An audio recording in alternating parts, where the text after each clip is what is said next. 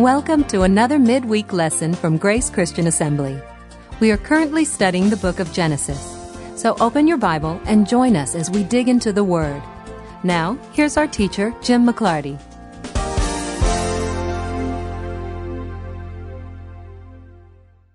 We are technically in Genesis 26 tonight. Last week, we talked about Isaac and Rebekah having two sons, twins in the womb, Jacob and Esau, and God saying before the children were even born, while they were still in the womb, having done neither good nor evil, that Esau was going to serve Jacob, and that the progression of the seed was going to proceed toward Jacob and not toward Esau. God preferred Jacob over Esau. Now there's one more place in the Bible where this idea of the preference of Jacob over Esau comes up. And we need to look at that tonight before we move on. In fact, it is the very place that Paul got the phrase, Jacob have I loved and Esau have I hated. You may have noticed as we looked at it last week that particular phrase isn't in Genesis 25. There is this preference to Jacob, and that Jacob was going to get the possession, the seed, the heritage, and that Esau was going to serve his brother. But you never saw the phrase, Jacob have I loved, Esau have I hated. It seems like Paul sort of introduced that, except that it actually is an Old Testament phrase. So we need to look at that for a moment and see where that kicks in. So go to the very last book of the Old Testament. It's the book of Malachi. If you can find the New Testament, if you can find Matthew, go back one book, because you're there. It's a very short book, a whole 4 chapters. And to give you some sense of time and place here, Malachi is writing during the time of Nehemiah, during the time of the rebuilding the temple. This is after the Assyrian captivity, and then the Babylonians have conquered the Assyrians, and then the Medo-Persians have conquered the Babylonians. And then, as Isaiah had predicted, Cyrus rose up into power, and Cyrus actually allowed the Israelites to go back to their land, particularly to go back and rebuild Jerusalem and rebuild the temple. Well, under Nehemiah, during the time of Ezra and Nehemiah, this is that restoration period, rebuilding the temple, rebuilding Jerusalem. Malachi is written somewhere in that 425 to 450 BC period, about 100 years after the restoration project has begun. And when it began, there was a lot of enthusiasm. You know, say, hey, we're going back home. I'm sure a lot of them went, hey. But they said, hey, we're going back home, and we're going to rebuild the temple. We're going to rebuild Jerusalem. There was a lot of excitement, a lot of enthusiasm, a lot of activity going on. And of course, Ezra discovers a copy of the law, and he reads it out to all the people. And there's this real restoration going on. Well, we're 100 years into that now by the time Malachi shows up.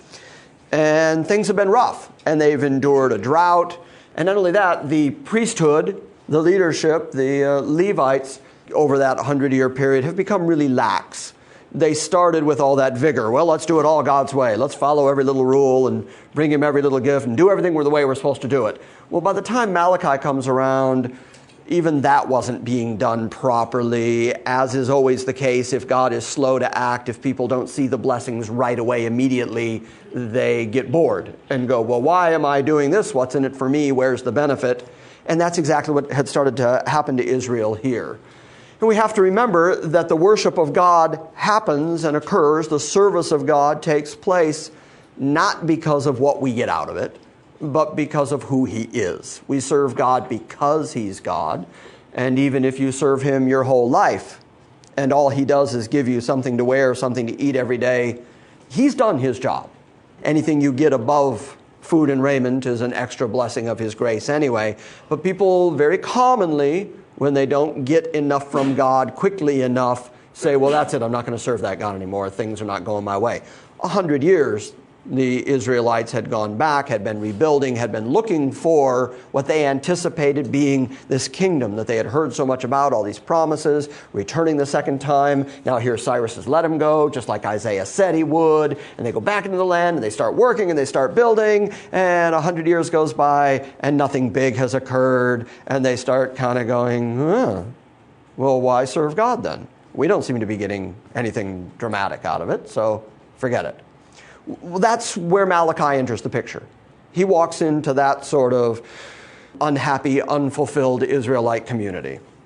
And he's going to start right out by asking them the question, where do you get this impression that God doesn't love you?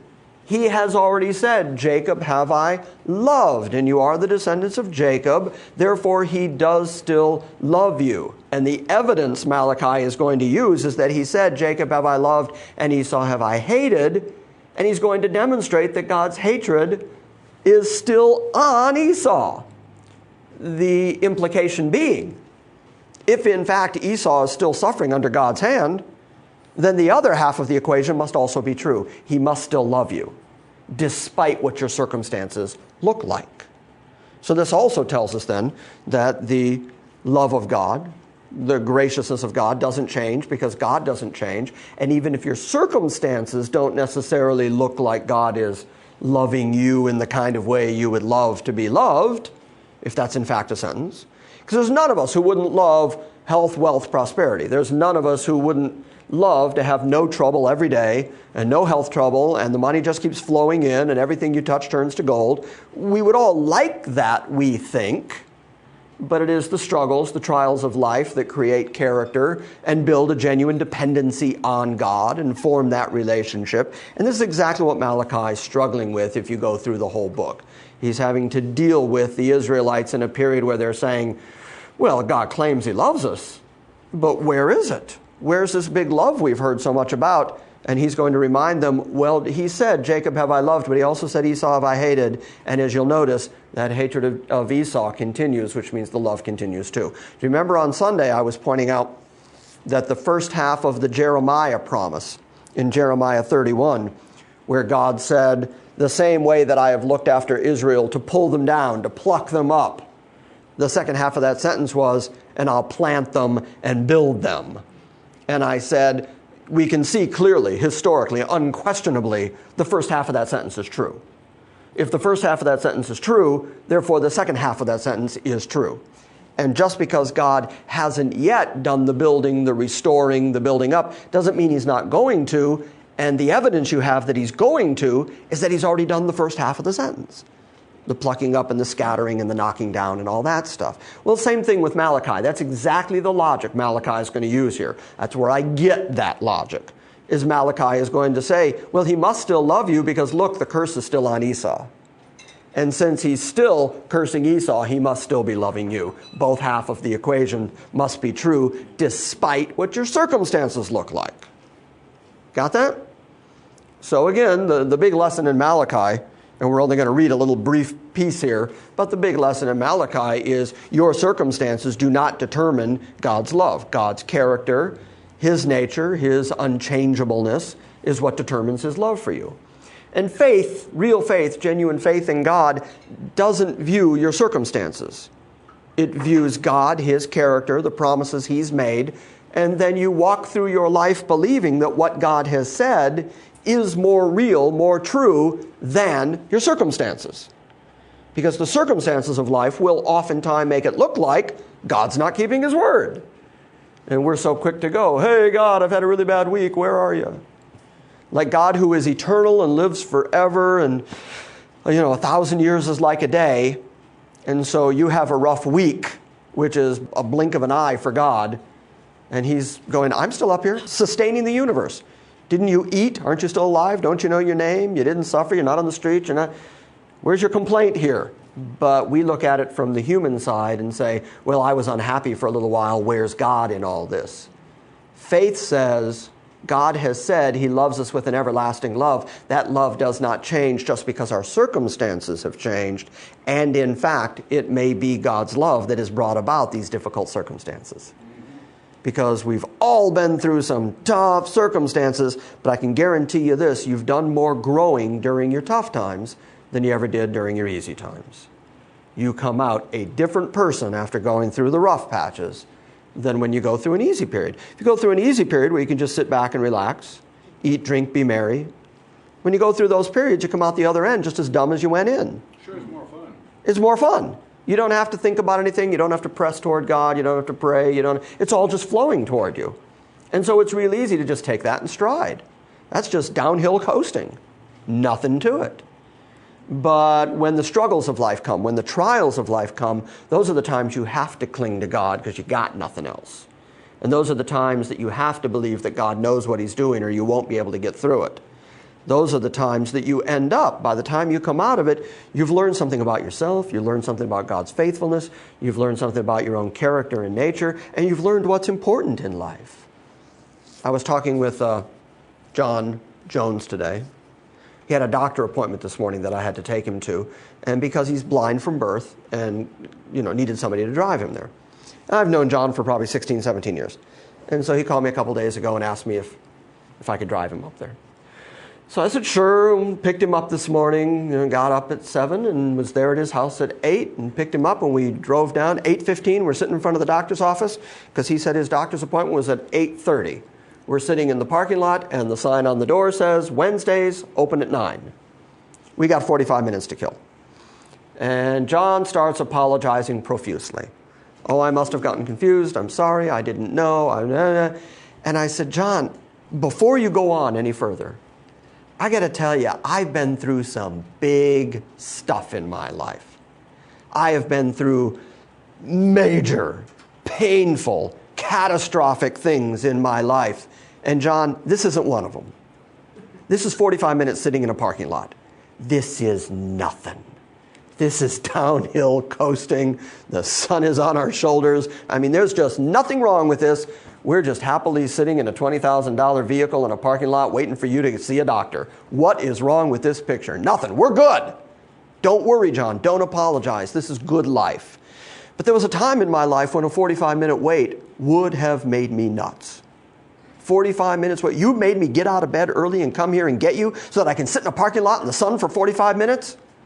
I don't care that you got excuses. I don't care that you're, come on. I'll tell you another story.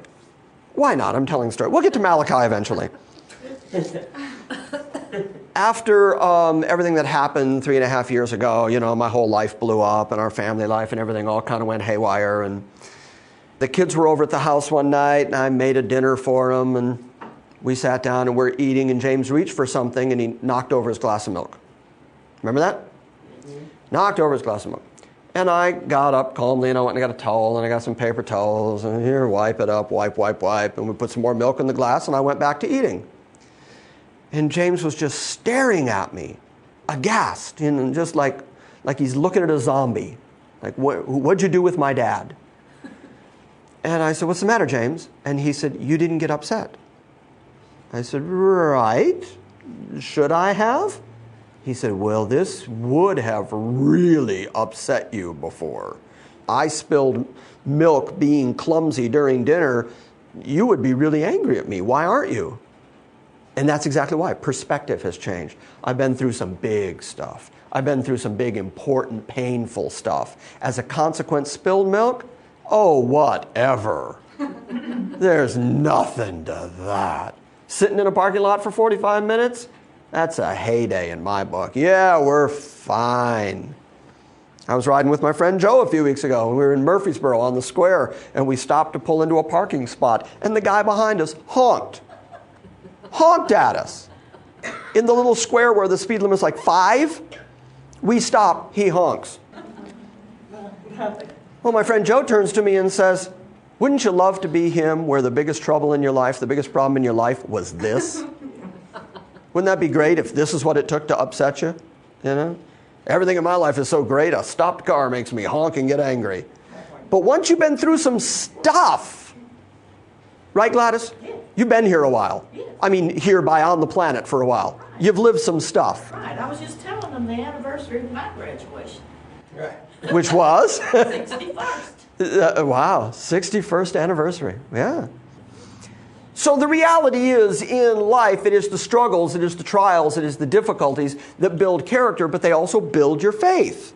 They also cause you to cling to God, and you come out the other side of those problems better for having gone through it. You've learned a lot of important lessons, and it also creates in you what Paul talks about in the New Testament, that the trials of this life bring about patience. It's the word triedness. It brings about this triedness to your spirit, and that produces hope, and that hope maketh not ashamed. And that's the process. You're on that potter's wheel getting formed, getting shaped until God can produce that kind of hopeful expectation where when you go through your next problem, instead of going, oh no, this is going to kill me, you've been through so many that didn't kill you, you start going, well, this is going to be interesting. I wonder how God's going to get me through this one. Well, here comes another one. Yeah. Can I share a story? It's Sure. not even my story, but No, my stories are so much better. I don't think we It have. happened this week. Okay, so y'all know Melissa, and she has all these children, and she's by herself. And of course, what do children need? But they need two parents. They need a mama and a daddy. So Melissa's laying in her bed, and she hears this horrible knock on the door, and it's the police officer at the door saying, there's been a call for, loud music being played, and I was walking around the building, and your upstairs window is open, and there's some kids up there playing a radio. So, and she's like, well, I'm underneath them, and I can't hear it. So, but there are Right. a group of people down that live behind her who make a lot of noise. Right. And she's like, she walks upstairs, and she says, oh, boys, you don't have a daddy, but you have a daddy in heaven who sees what you're doing. And he has sent the police officer here to tell you that you are busted. And so, anyhow, I just thought that was interesting because, she's like, how do I keep these children in line when I'm overwhelmed and they see it and they just take advantage of the fact that Mama's tired? And she told him that. She said, I got news for you. You've got a daddy in heaven who's going to tell on you every time. He's going to watch over you. You're never going to get away with it. Yeah. Just the trials, she's overwhelmed. And Okay, I admit it. That was a good story. that was a comfort to her. It was. She is going through a horrible trial right now. And to know that even the little minutiae, her little worries about how are these children. Yeah. And She's leaning on the Lord. Huh? Waiting on the Lord. Yeah. Exactly right. She's like, oh, they'll help us not cry. The book of Malachi, chapter 1, verse 1. This is the word or the oracle of the word of the Lord to Israel through Malachi. Malachi, by the way, is not a proper name. It means messenger. Nobody really knows for sure who the particular fellow was that wrote it. Verse 2 starts right in, quoting God. I have loved you, says the Lord. There's the declarative statement. I have loved you. Now, plenty of prophets up until now have said to Israel, I have loved you. Jeremiah 31:3, I've loved you with an everlasting love. Therefore, with loving kindness have I drawn you. They have plenty of promises from God that God loves them. I have loved you, says the Lord, but you say, how hast thou loved us?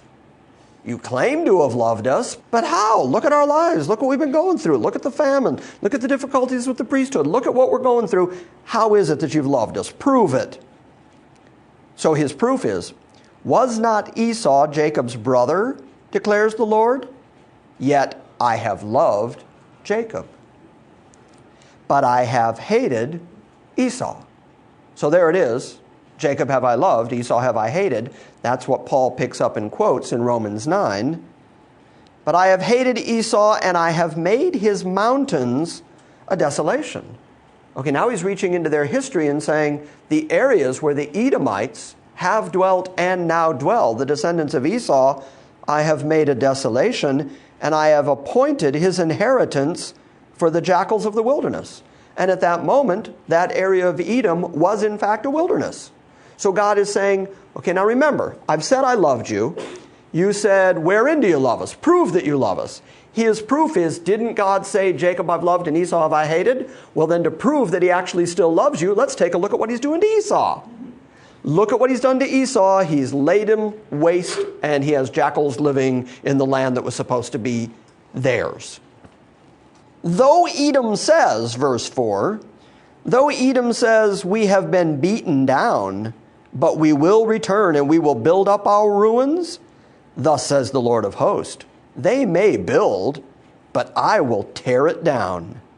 And men will call them the wicked territory and the people toward whom the Lord is indignant forever.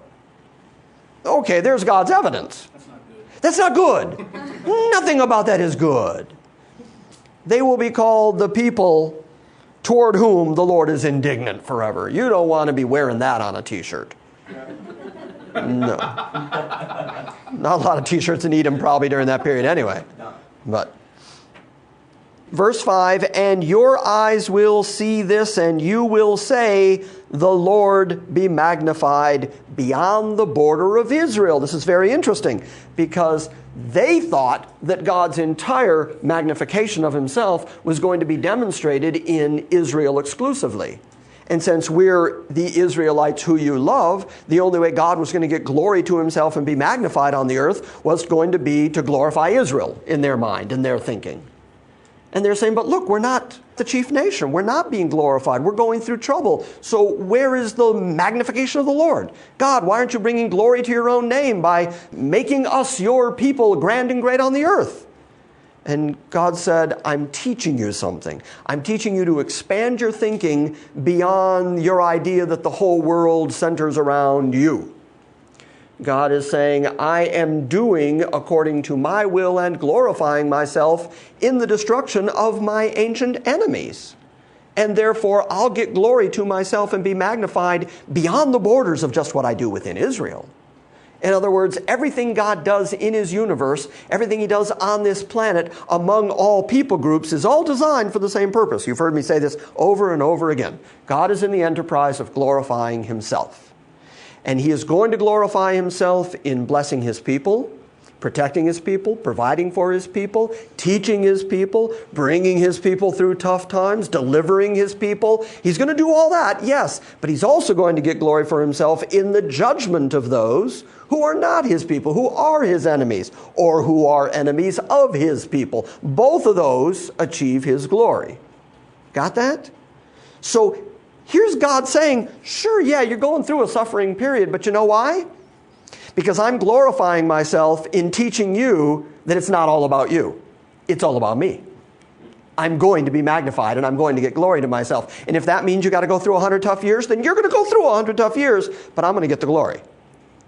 That ought to help us arrange our thinking about who God is and what God is like.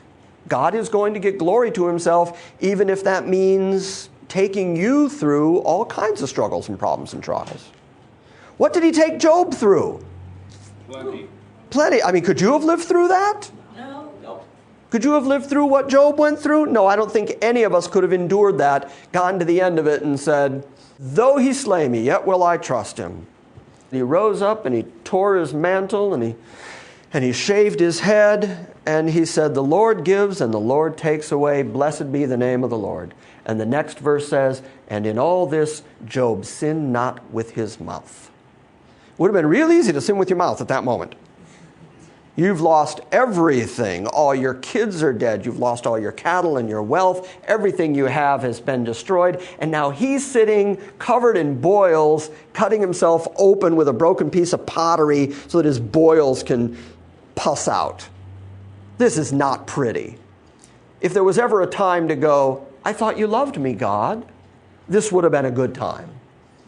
His own wife comes to him and says, it's the only thing he's got left is his wife. And she seems to be the only one still intact. Several years ago at the conference in Lexington, Barney Johnson, whom we all love, preached a message up there called The Truth According to Mrs. Job. Yeah. Oh boy. And he took that phrase that Mrs. Job came to Job, because she's never named, so she's Mrs. Job, came to Job and said, will you still retain your integrity? Curse God and die. And the truth, according to Mrs. Job, was she saw all that trouble as coming from God. She did not say, curse the devil and die. She said, all this happened to you and this has to be God's doing. Why do you retain your integrity? Why won't you just curse God and die? And yet he tore his mantle, shaved his head and said, the Lord gives, the Lord takes away. Blessed be the name of the Lord. The opposite of cursing him. Could you have done that? No. And then you get your three fair weather friends showing up who want to sit down and talk to you about how it's your fault when you know that it's not, you can't think of anything you've done. And, the whole middle part of the book is this big discussion between the four of them where Job keeps insisting, no, this is just God doing what God does. And the other three are just pounding on him. Talk about power in numbers. The other three are ganging up on him and saying, this has to be something you did. God is fair. God's only going to work fairly. And he's only going to do this to you if you did something wrong. Why don't you admit that you did something wrong? And Job just finally gets to the end of it and says, if God was here now, I'd ask him why he did this, because I'm telling you, there's no reason found in me. And then God shows up and says, who is this that darkens my counsel without knowledge? Oh, well, that's another conversation that got off on a wrong foot right there. So back to Malachi, verse 5, your eyes will see this, and you will say, the Lord is magnified beyond the borders of Israel.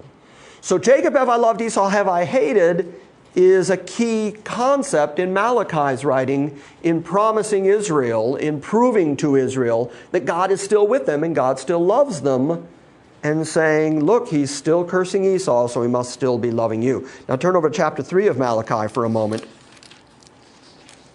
Because as I mentioned to you last week, one of the ways that people try to get rid of what Paul has said in Romans 8, where Paul has said, Jacob have I loved, Esau have I hated, and that this was said while the two children were still in the womb, having done neither good nor evil, so that the election of God would stand, so that the purpose of God by election would stand. Paul's very, very clear in his language, saying that the reason Jacob was preferred had nothing to do with Jacob. After all, the two babies hadn't done anything yet. They're still in the womb. Nothing's been done.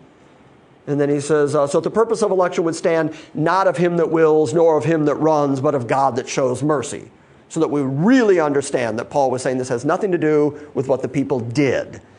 But then the common explanation of that by the Arminian crowd is, well, God knew what the two nations were going to do that came from Jacob and Esau. They knew what the descendants of Jacob were going to do. They knew what the descendants of Esau were going to do. They knew that the Edomites, the Esauites were going to be bad and that Jacob was going to be good. And therefore, he chose Jacob on the basis of what he knew was going to happen. He knew that I even read this week, he knew that Jacob's descendants, Israel, were going to follow God and believe in God. And since he knew that, he chose them. Okay, well, let's test that theory for a moment. Because now we're reading in Malachi, after God has restored them, taken them into bondage, they have a long, rich history with God now. They have the deliverance out of Egypt. They've been brought into the promised land. They have this long history. So did the Israelites become good? Did they rise to the occasion? Because if they didn't, then that entire theory and explanation that says the reason God preferred Jacob was because he knew what they were going to do. They were going to be the good ones. The Esauites going to be the bad ones. So Jacob have I loved, Esau have I hated was the result of God's foreknowledge of what they were going to be like and what they were going to do. That's the explanation. The problem is the history of Israel doesn't bear that out. But Malachi is going to take the time to explain why it is that God continued in his kindness to Jacob, despite the way they are. So he's going to describe Jacob. Chapter 3, let's just start at verse 1. Behold, I am going to send my messenger, and he will clear the way before me. And the Lord whom you seek will suddenly come to his temple, and the messenger of the covenant in whom you delight, behold, he is coming, says the Lord of hosts. There's no doubt that this beginning of chapter 3 is a prediction of the Messiah to come. The Lord will come suddenly to his temple. But who can endure the day of his coming? So clearly there's judgment involved. And who can stand when he appears? For he is like a refiner's fire and a fuller's soap. In other words, he's going to be there to refine and to clean.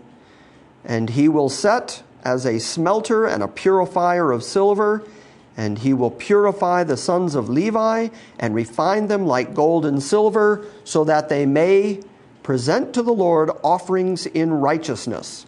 In other words, as he just said, the Levites, I've already told you, had begun not doing things the right way. The priesthood had gotten lazy. So he's saying, I'm not giving up on the priesthood. Instead, Messiah is going to come and refine them, so that they can come and present in righteousness. Rather than give up on them for the way they're doing it, though he admits they're doing it wrong, nevertheless the Messiah is going to perfect them. And the offering of Judah and Jerusalem will be pleasing to the Lord, as in the days of old and as in the former years. Verse 5, then I will draw near to you for judgment, and I will be a swift witness against the sorcerers, and against the adulterer, and against those who swear falsely, and against those who oppress the wage earner of his wages, and the widow and the orphan, and those who turn aside the alien, and who do not fear me, says the Lord of hosts. None of these are good descriptions of what's going on in Israel. There's all this bad stuff going on in Jacob. So God should be judging Jacob. But look at the next verse. For I, the Lord, do not change, and therefore, O sons of Jacob, are you not consumed. Because God put his love on Jacob, by election, by grace, that's the reason Jacob was not consumed despite being bad and evil. So get it right in your head. God did not prefer Jacob because he was good. God in his grace chose Jacob, and therefore Jacob, despite his evil, was not destroyed. So it again is all grace, grace, grace, grace, grace, grace, grace. And it's all through the Bible the same old way. For I, the Lord, do not change, therefore you, O sons of Jacob, are not consumed. From the days of your fathers you have turned aside from my statutes. Notice that. He's not saying, you're the good ones. Esau ran off, but you stayed with my statutes. That's why I chose you from the womb, because you're the good ones. Instead he's saying, you're bad, you're wrong, you're evil. You should be destroyed and consumed and judged. You have not kept my statutes, you have not kept them. Return to me and I will return to you, says the Lord of hosts. But you say, how shall we return? And then he gets into, you've robbed God, bring all the tithes and offerings into the storehouse. We won't even get into that right now. Just go online and click to the read section and then go to my book on New Covenant giving and read about tithing versus giving by grace. That's all in the book. Are you getting a sense now of the whole Jacob-Esau thing? Because I'm trying to be really clear and precise about it. It is all an act of grace. That's what Paul says in Romans 9. But it is considered to be an act of grace all the way through the Old Testament. And the last book of the Old Testament before Messiah appears says when Messiah comes, he's going to refine the priests so that they can serve in righteousness. You have not kept my statutes. You have not kept my laws. I should have destroyed you. But because I don't change, God speaking, because I don't change, I have not destroyed you. This is all a continuation of the Abrahamic covenant. I have loved you because you are the descendants of Abraham, Isaac, and Jacob. It even calls them Jacob by name. By the way, they have been called Israel already. But there's a fair consistency to the fact that when God refers to them nationally and wants to point out to them what sinners they are, he calls them by heel catcher. He calls them by supplanter, just to really grind in the point that you are the sinners that I am saving. Every once in a while he refers to them as Israel, prince that has power with God, when he wants to tell them about his blessing and the kingdom to come and Israel. But then times like this, when he wants to drive home the point that they are simply recipients of grace, he goes back and calls them by their original name. You're just Jacob, you're just heel catchers, you're just supplanters, you're just in the way, you're the type that will trip people up, you don't keep my statutes, but I don't change. And we ought to be really happy about the God doesn't change thing. Because that means if he has ever loved you, he has always loved you. And that doesn't change just because you are so unlovable. I didn't mean to look right at you at that moment as I said it. That's all his promises stay good. All his promises stay good, not based on us performing. His promises stay good based on his character. Because he is the everlasting, unchanging God, so every promise he has made to us stays good. I'm really glad about that, because if it were dependent on me being good for God to keep his promises to me, forget it, I'm a dead man. We wouldn't have much hope. No, who would? Nobody would have any hope. None of us can perform. But this theology of God's sovereign grace is woven all through the Bible over and over again, and we just saw it in the very last book of the Old Testament. And by the way, it's just an interesting reality that the Old Testament ends with the word curse. And then you open up the New Testament, and here comes the solution to the curse. So it's all woven together. We're in Genesis 26. Go there.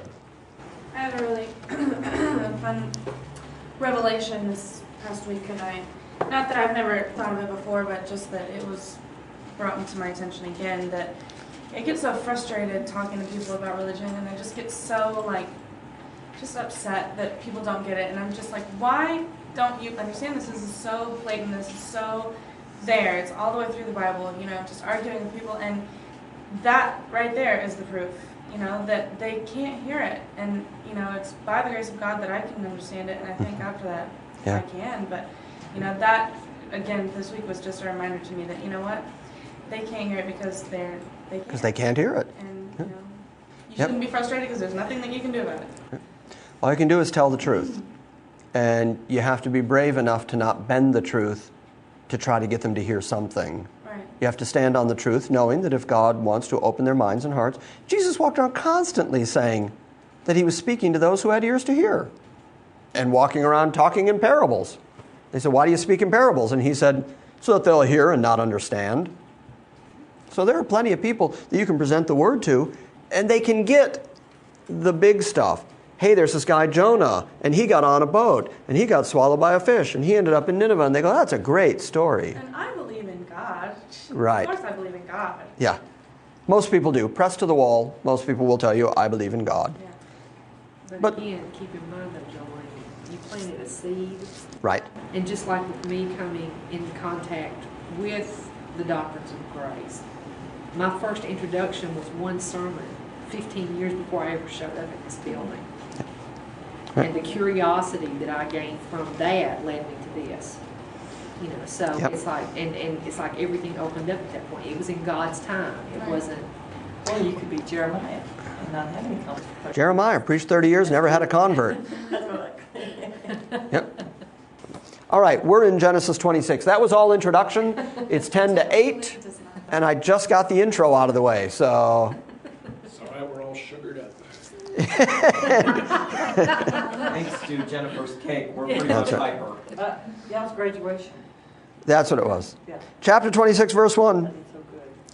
Now there was a famine in the land besides the previous famine that occurred in the days of Abraham. So Isaac went to Gerar to Abimelech, king of the Philistines. And the Lord appeared to him and said, I've been reading this the last 2 weeks, and I said this is the 7th recounting of the Abrahamic covenant in the Old Testament. And this is where you see all the Abrahamic promises being passed down to Isaac. In Isaac shall thy seed be called was the promise.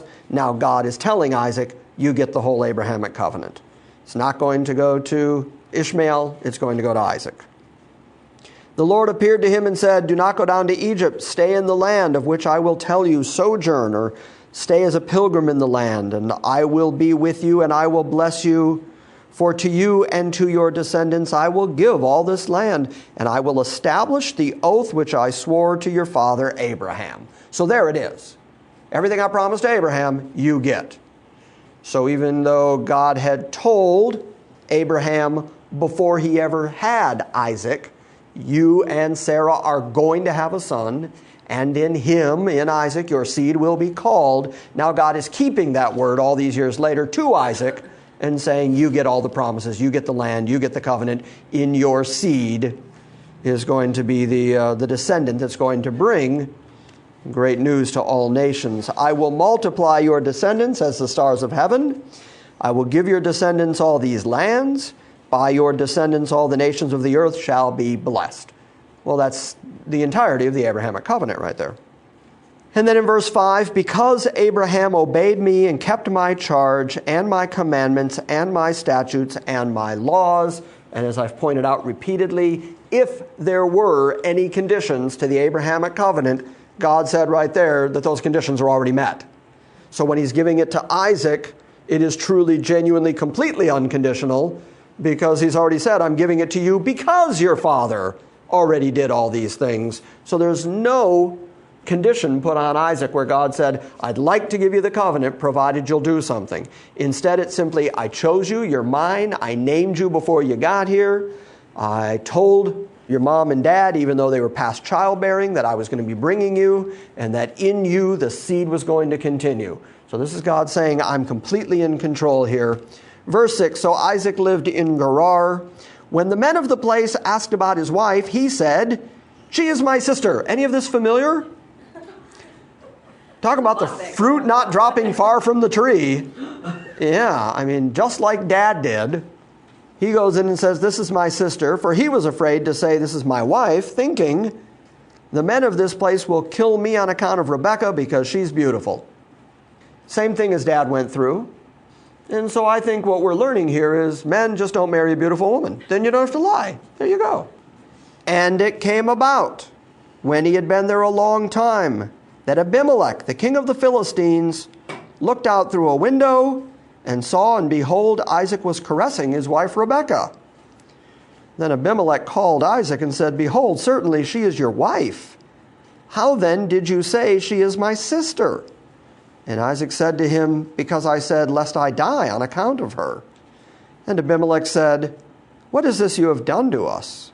One of the people might easily have laid with your wife, and you would have brought guilt upon us. Now these people have a history of this happening to them with Abraham. They remember when a curse fell from God because Abraham lied to them. Now here comes Abraham's son doing the same thing. I think it is interesting that Moses, who could have chosen any story to tell as he's writing the Genesis account, leapt right from Isaac got the Abrahamic covenant to Isaac lied. I don't think this is a mistake.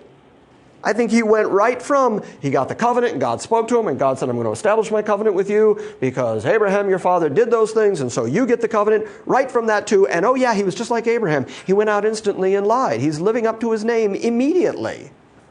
So, verse 11, so Abimelech charged all the people saying, He who touches this man or his wife shall surely be put to death.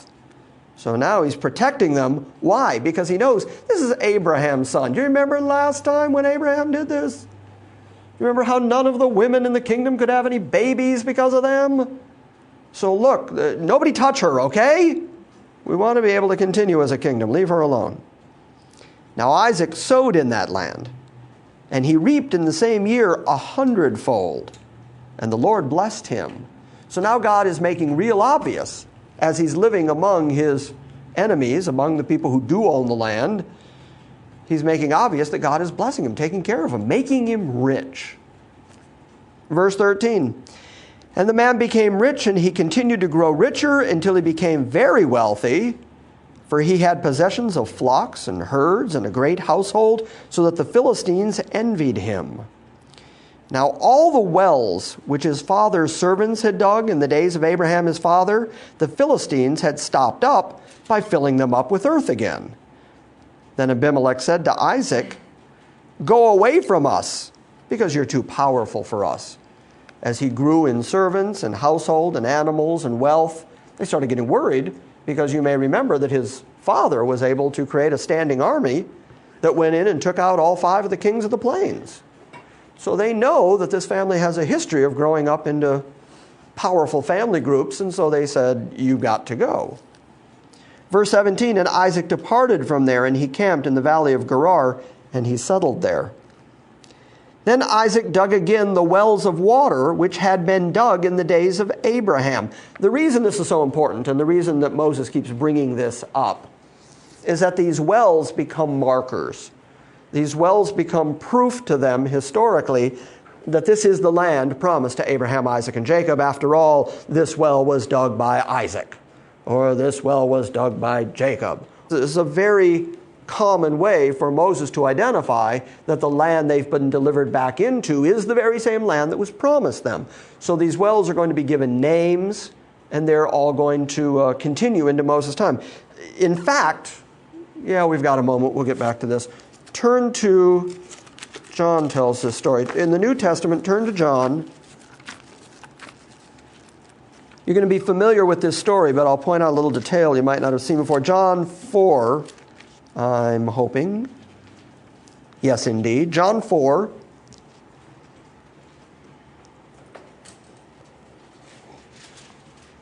Speaking of Jesus, when therefore the Lord knew that the Pharisees had heard that Jesus was making and baptizing more disciples than John, although Jesus himself was not baptizing, but his disciples were, he left Judea and he departed again into Galilee.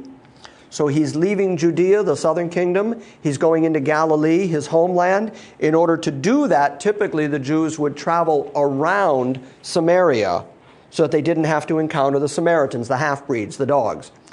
But when he left Judea and departed again into Galilee, he had to pass through Samaria. So he came to a city of Samaria called Sychar, near the parcel of ground where Jacob gave to his son Joseph, and Jacob's well was there. See that importance there? Jacob had a well there. Jesus, therefore, being wearied from his journey, was sitting thus by the well. Even in Jesus' day, the wells that had been dug by Isaac and Jacob continued to be identified as those.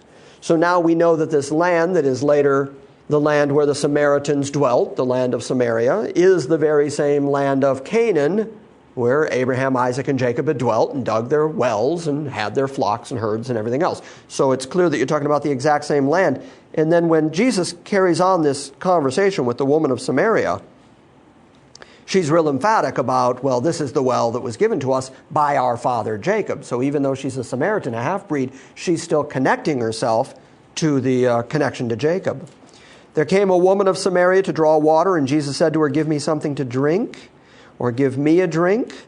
For his disciples had gone away into the city to buy food, and the Samaritan woman therefore said to him, "How is it that you, being a Jew, ask me for a drink, since I'm a Samaritan woman?"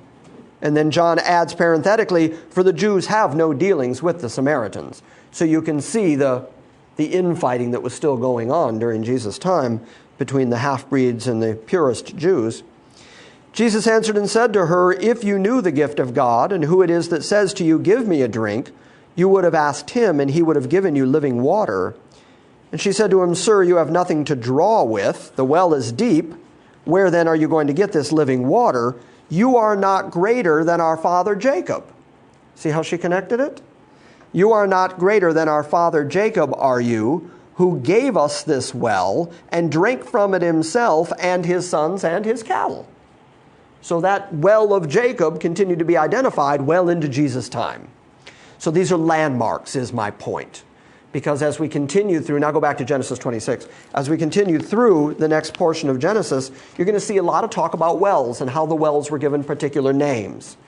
They are landmarks handed down through the generations of Israelites, identifying this as the very land that Abraham, Isaac, and Jacob dwelt in, raised cattle in, dug wells in.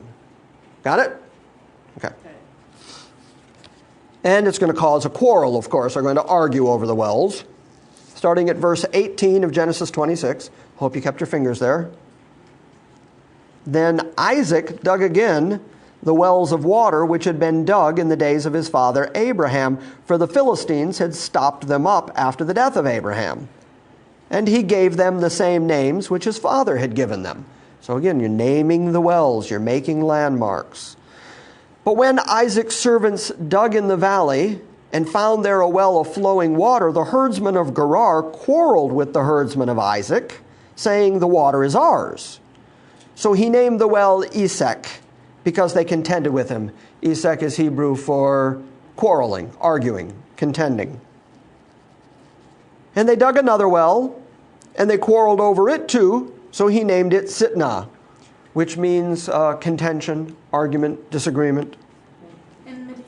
Enmity, yeah. "And he moved away from there, and he dug another well, and they did not quarrel over it. So he called that one Rehoboth, for he said, 'At last the Lord has given,' or has made, 'room for us, and we shall be fruitful in the land.'" Rehoboth means room, space, a place to live. Nobody's quarreling with us about this one, so we're going to settle here. This is our well, the place of a room. "So then he went up from there to Beersheba. And the Lord appeared to him in the night and said, 'I am the God of your father Abraham.'" Notice how he identified him. I find it fascinating that God continues to do this through the Old Testament. That he identifies himself first here as the father of Abraham, later as the God of Abraham, Isaac, and Jacob. He wants to make sure that they understand right away, I am that God. I'm not one of those foreign gods. I'm not one of those fake gods. I'm not one of those gods you've heard about. Remember that Abraham, when he was called out of the land of Ur of the Chaldees, his father was an idol maker. Abraham would then probably have been an idol worshiper. False gods, other gods were very common in the Middle East. When God, the real God, Jehovah God, shows up, he's quick to say, "I am the God of your father Abraham. I'm not any mysterious God or fake God." The same way that Moses, when he saw the burning bush, God spoke to him out of the burning bush and said, "Go tell Pharaoh, let my people go." And he naturally asks, well, who should I say sent me? Which God would this be? He wants to know what God. And so God identifies himself as, I am that I am. I am the God that exists.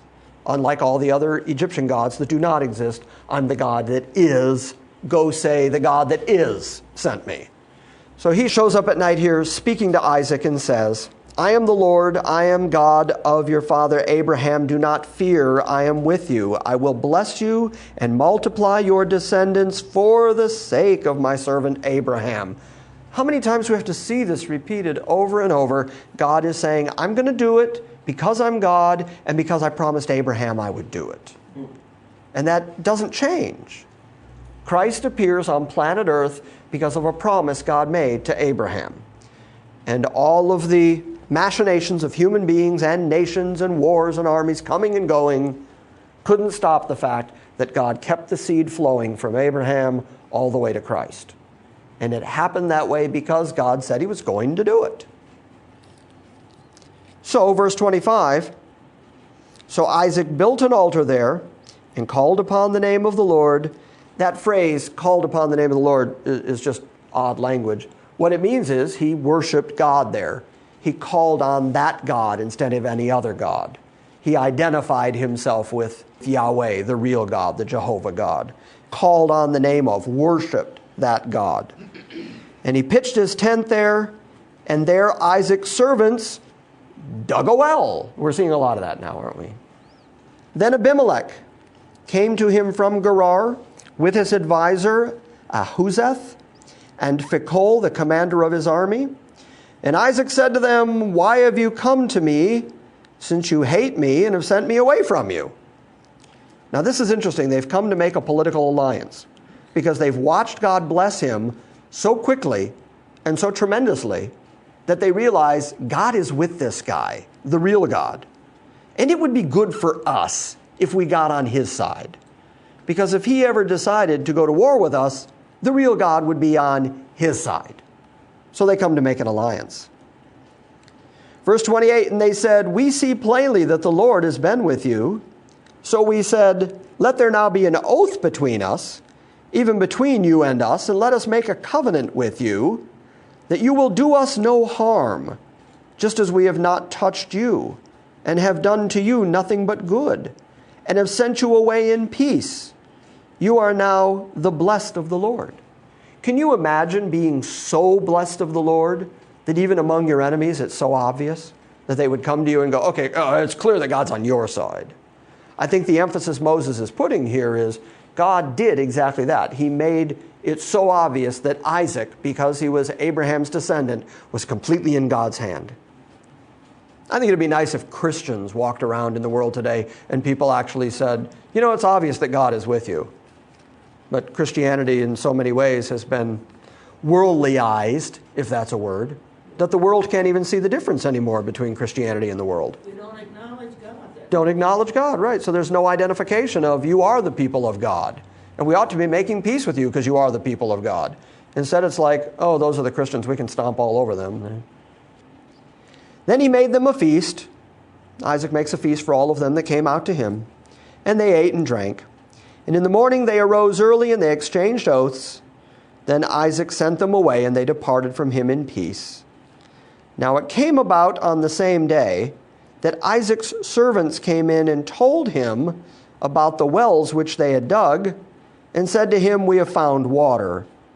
So he called it Sheba, and therefore the name of the city was Beer-sheba, or the house of Sheba, to that day.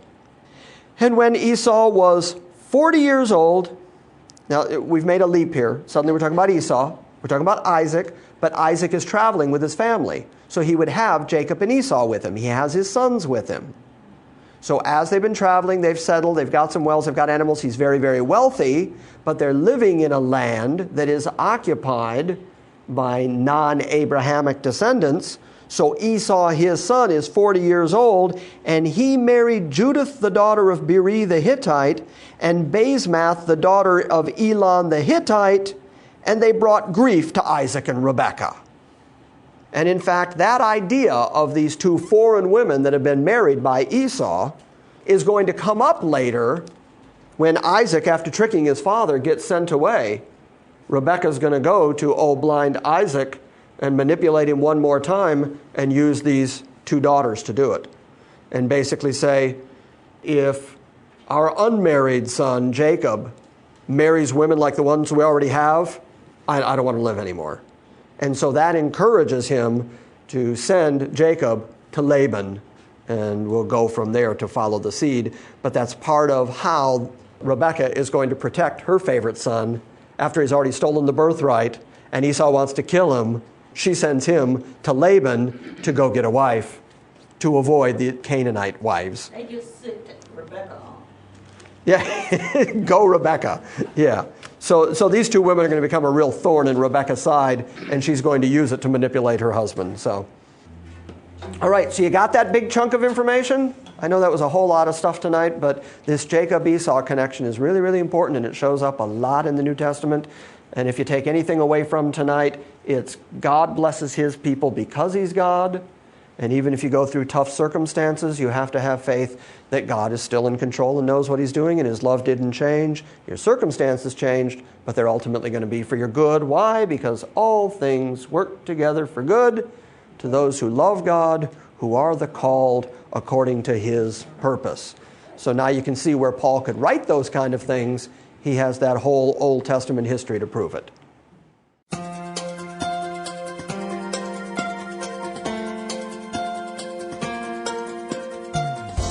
Thank you for joining us for this week's lesson. If you would like more information about Grace Christian Assembly or the teaching of God's sovereign grace, please visit us on the World Wide Web at salvationbygrace.org.